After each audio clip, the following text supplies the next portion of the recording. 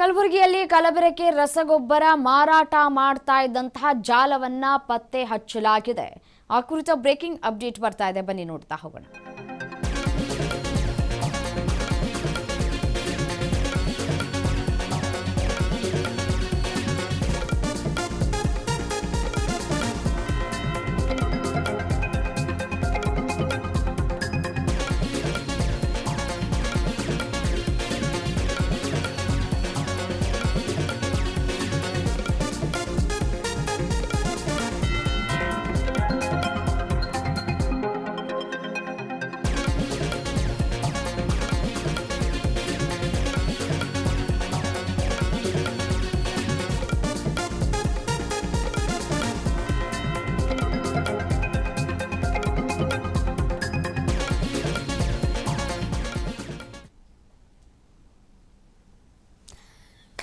ಕಲಬುರಗಿಯಲ್ಲಿ ಕಲಬೆರಕೆ ರಸಗೊಬ್ಬರ ಮಾರಾಟವನ್ನ ಮಾಡಲಾಗ್ತಾ ಇದೆ. ಬ್ರಾಂಡೆಡ್ ಕಂಪನಿ ಹೆಸರಿನ ಯೂರಿಯಾ ರಸಗೊಬ್ಬರವನ್ನ ಬಳಕೆ ಮಾಡಿಕೊಂಡು ಕಲಬೆರಕೆಯನ್ನ ಮಾಡಿರೋದು ಪತ್ತೆಯಾಗ್ತಾ ಇದೆ. ಕಪನೂರು ಕೈಗಾರಿಕಾ ಪ್ರದೇಶದಲ್ಲಿ ಕಲಬೆರಕೆ ರಸಗೊಬ್ಬರ ದಂಧೆ ನಡೀತಾ ಇದೆ. ಪ್ರಕರಣ ಬೆಳಕಿಗೆ ಬರ್ತಾ ಇದ್ದಂತೆ ಕಲಬುರಗಿ ಜಿಲ್ಲಾಡಳಿತ ಹೈ ಅಲರ್ಟ್ ಆಗಿದೆ.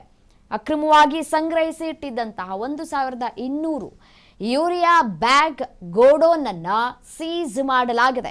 ಕಲಬೆರಕೆ ಯೂರಿಯಾ ಬ್ಯಾಗ್ಗಳು, ಈ ಬ್ಯಾಗ್ಗಳು ಏನಿದ್ದಾವಲ್ಲ ಅವೆಲ್ಲವನ್ನ ಕೂಡ ಇದೀಗ ಲ್ಯಾಬ್ಗೆ ಕಳುಹಿಸಿಕೊಡಲಾಗಿದೆ ಟೆಸ್ಟ್ಗೆ ಅಂತ ಹೇಳಿ. ಮಧ್ಯವರ್ತಿಗಳಿಗೆ ಕಲಬುರಗಿ ಡಿಸಿ ಇಕ್ರಮ್ ಶರೀಫ್ ಖಡಕ್ ಎಚ್ಚರಿಕೆಯನ್ನು ಕೊಟ್ಟಿದ್ದಾರೆ. ಕಲಬೆರಕೆ ರಸಗೊಬ್ಬರ ಕುರಿತು ತನಿಖೆ ಮಾಡ್ತೀವಿ, ತಪ್ಪಿತಸ್ಥರಿಗೆ ಶಿಕ್ಷೆಯನ್ನ ಕೊಡ್ತೀವಿ ಅಂತ ಹೇಳ್ತಾ ಇದ್ದಾರೆ. ಈಗ ಕಲಬೆರಕೆ ರಸಗೊಬ್ಬರವನ್ನ ತೆಗೆದುಕೊಂಡು ಹೋಗಿರುವಂತಹ ರೈತರ ಪರಿಸ್ಥಿತಿ ಏನು?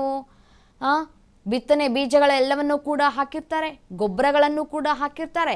ಈ ಕಲಬೆರಕೆ ಗೊಬ್ಬರಗಳಿಂದಾಗಿ ಬೆಳೆ ಕೂಡ ಕೈಗೆ ಬರೋದಿಲ್ಲ, ಎಲ್ಲವೂ ಕೂಡ ಹಾಳಾಗೋಗ್ಬಿಡತ್ತೆ. ಅದಾದ ನಂತರ ರೈತರು ಕಣ್ಣೀರು ಹಾಕೊಂತಾರೆ. ಈ ರೀತಿಯಾಗಿ ರಸಗೊಬ್ಬರವನ್ನು ನಮಗೆ ವಿತರಣೆ ಮಾಡಿದ್ದಾರೆ, ನಮಗೆ ನ್ಯಾಯ ಕೊಡಿಸಿ ಅಂತ ಹೇಳಿ ಅಂಗಲಾಚ್ ಬೇಡ್ಕೊಂಡ್ರೂ ಕೂಡ ಅವ್ರಿಗೆ ನ್ಯಾಯ ಸಿಗೋದಿಲ್ಲ. ರೈತರನ್ನ ಒಂದು ಕಡೆ ಮೂಲೆ ಗುಂಪು ಮಾಡುವಂತಹ ಕೆಲಸಗಳು ಆಗ್ತಾ ಇದೆ. ನೋಡಿ, ಕಲಬೆರಕೆ ಮಾಡಿಕೊಂಡು ಯಾವ ರೀತಿಯಾಗಿ ರಸಗೊಬ್ಬರವನ್ನು ಮಾರಾಟ ಮಾಡ್ತಾ ಇದ್ದಾರೆ ಅಂತ ಹೇಳಿ. ಈಗಾಗಲೇ ಒಂದಷ್ಟು ಯೂರಿಯಾ ಬ್ಯಾಗ್ಗಳನ್ನು ಕೂಡ ವಶಕ್ಕೆ ತೆಗೆದುಕೊಂಡಿದ್ದಾರೆ, ಲ್ಯಾಬ್ಗೆ ಟೆಸ್ಟ್ಗೆ ಅಂತ ಹೇಳಿ ಕಳುಹಿಸಿಕೊಟ್ಟಿದ್ದಾರೆ. ಎಷ್ಟು ಪ್ರಮಾಣದಲ್ಲಿ ಇಲ್ಲಿ ಕಲಬೆರಕೆ ಆಗಿದೆ ಅನ್ನೋದನ್ನು ತನಿಖೆ ಮಾಡಿ ಟೆಸ್ಟ್ ಬಂದ ನಂತರ ಗೊತ್ತಾಗುತ್ತೆ. ಅದಾದ ನಂತರ ಏನು ನೀವು ಈ ಒಂದು ಪರಿಹಾರವನ್ನು ಘೋಷಣೆ ಮಾಡ್ತೀರಿ? ಯಾಕೆಂದರೆ ಪರ್ಚೇಸ್ ಮಾಡಿಬಿಟ್ಟಿರ್ತಾರೆ ಈಗಾಗಲೇ ರೈತರು, ಅಂಥವ್ರಿಗೆ ಯಾವ ರೀತಿಯಾಗಿ ನ್ಯಾಯ ಒದಗಿಸ್ತೀರಿ ಅಂತ ಹೇಳಿ. ಬರೀ ಎಚ್ಚರಿಕೆ ಕೊಟ್ಬಿಟ್ರೆ ಸಾಕಾಗೋದಿಲ್ಲ ಡಿ ಸಿ ಸಾಹೇಬ್ರೆ.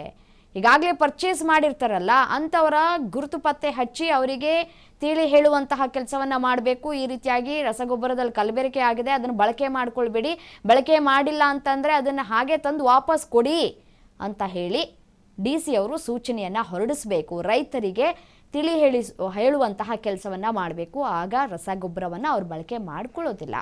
ನಾವು ತಕ್ಷಣ ಅಲ್ಲಿ ಎಲ್ಲ ಅಧಿಕಾರಿಗಳಿಗೆ, ಅಗ್ರಿಕಲ್ಚರ್ ಡಿಪಾರ್ಟ್ಮೆಂಟು ಮತ್ತು ನಮ್ಮ ತಹಸೀಲ್ದಾರ್ ಅವರಿಗೆ ಮತ್ತು ಪೊಲೀಸ್ ಅವರಿಗೆ ಅಲ್ಲಿ ಸ್ಥಳಕ್ಕೆ ನಾವು ಹೋಗೋಕೆ ಹೇಳಿದ್ವಿ. ಸೊ ತುರ್ತಾಗಿ ಅವರು ಸ್ಪಂದನೆ ಕೊಟ್ಟು ಅಲ್ಲಿ ಹೋಗಿದ್ರು. ಅಲ್ಲಿ ಹೋದಂಥ ಸಂದರ್ಭದಲ್ಲಿ ಒಂದು ಖಾಸಗಿ ಒಂದು ವೇರ್ಹೌಸಲ್ಲಿ ಅಲ್ಲಿ ಯೂರಿಯಾ ಗೊಬ್ಬರದ ಚೀಲಗಳು 1000ಕ್ಕಿಂತ ಹೆಚ್ಚು ಚೀಲಗಳು ಕಂಡು ಬಂತು. ಅದರಲ್ಲಿ ಸುಮಾರು 800ರಷ್ಟು ಏನು ನೀಲಿ ಬಣ್ಣದ ಚೀಲ ಇತ್ತು, ಹಳದಿ ಬಣ್ಣದ ಚೀಲ ಇತ್ತು, ಅದರಲ್ಲಿತ್ತು. ಆಮೇಲೆ ಸುಮಾರು 300-350 ಅದನ್ನು ತೆಗೆದುಬಿಟ್ಟು ಯೂರಿಯಾ ಅದನ್ನು ಯಾವುದೋ ಒಂದು ಬೇರೆ ಬಿಳಿ ಬಣ್ಣದ ಒಂದು ಚೀಲದಲ್ಲಿ ರೀಪ್ಯಾಕಿಂಗ್ ಮಾಡಿ ಇಟ್ಟಿದ್ರು. ಸೊ ಇಮಿಡಿಯೇಟ್ಲಿ ಆ ಸ್ಪಾಟಲ್ಲಿ ಎಲ್ಲ ಮಹಾಜರ್ ಮಾಡಿ ಎನ್ಫೋರ್ಸ್ಮೆಂಟ್ ಟೀಮ್ ಅವರು ಎಷ್ಟೆಷ್ಟಿತ್ತು ಏನೇನಿತ್ತು ಅಂತ ರೆಕಾರ್ಡ್ ಮಾಡಿಕೊಂಡು ಆ ಸ್ಥಳವನ್ನು ಅಲ್ಲೇ ಸೀಸ್ ಮಾಡಿ ಕ್ಲೋಸ್ ಮಾಡಿದ್ದಾರೆ. ಅದಲ್ಲದೇನೆ ಅದು ಯೂರಿಯಾನ ಅಥವಾ ಏನಾದರೂ ಮಿಶ್ರಿತ ಪದಾರ್ಥ ಇದೆಯಾ ಅಥವಾ ಕಳಪೆ ಮಟ್ಟದಿದೆಯಾ ಅಥವಾ ಫೇಕ್ ಇದೆಯಾ ಅನ್ನೋದಕ್ಕೆ ಅದಕ್ಕೆ ಲ್ಯಾಬ್ ಟೆಸ್ಟಿಂಗಿಗೂ ಕಳಿಸಿದ್ದಾರೆ. ಅಲ್ಲಿ FIR ಅನ್ನು ಸಹ ನಾವು ಮಾಡಿದ್ದೀವಿ. ಸೊ ಈಗ ಇನ್ವೆಸ್ಟಿಗೇಷನ್ ಜಾರಿಯಲ್ಲಿದೆ.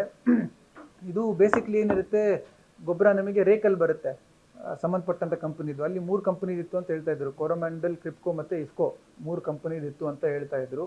ಸೊ ನಾವು ಅದು ಡೇಟು ಮತ್ತು ಅದು ಮಾಡೆಲ್ ನಂಬರ್ ಎಲ್ಲ ಈಗ ತನಿಖೆಯಲ್ಲಿ ಯಾವ ರೇಕಲ್ಲಿ ಯಾವ ದಿನಾಂಕಕ್ಕೆ ಬಂತು ಮತ್ತು ಯಾರಿಗದು ತಲುಪಬೇಕಾಗಿತ್ತು ಅಂತ ಎಲ್ಲ ಗೊತ್ತಾಗುತ್ತೆ.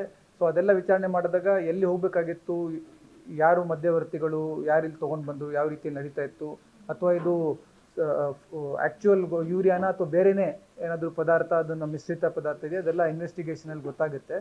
ಒಟ್ಟಾರೆ ಒಂದೇನು ಹೇಳಕ್ಕೆ ಬಯಸ್ತೀನಿ, ಇದನ್ನು 100% ಯಾರು ಇದರಲ್ಲಿ ಇನ್ವಾಲ್ವ್ ಆಗಿದ್ದಾರೆ, ನಾವು ಇದನ್ನು ಬುಡಕ್ಕೆ ಹೋಗ್ಬಿಟ್ಟು we will take strong action against such kind of people. ಅಕ್ರಮವಾಗಿ ಸಾಗಾಣಿಕೆ ನಡೀತಾ ಇದೆ ಅನ್ನುವಂಥ ದೂರು ಬಂತು. ಸೊ ನಾವು ತಕ್ಷಣ ಅಲ್ಲಿ ಎಲ್ಲ ಅಧಿಕಾರಿಗಳಿಗೆ, ಅಗ್ರಿಕಲ್ಚರ್ ಡಿಪಾರ್ಟ್ಮೆಂಟು ಮತ್ತು ನಮ್ಮ ತಹಸೀಲ್ದಾರ್ ಅವರಿಗೆ ಮತ್ತು ಪೊಲೀಸ್ ಅವರಿಗೆ ಅಲ್ಲಿ ಸ್ಥಳಕ್ಕೆ ನಾವು ಹೋಗೋಕ್ಕೆ ಹೇಳಿದ್ವಿ. ಸೊ ತುರ್ತಾಗಿ ಅವರು ಸ್ಪಂದನೆ ಕೊಟ್ಟು ಅಲ್ಲಿ ಹೋಗಿದ್ರು.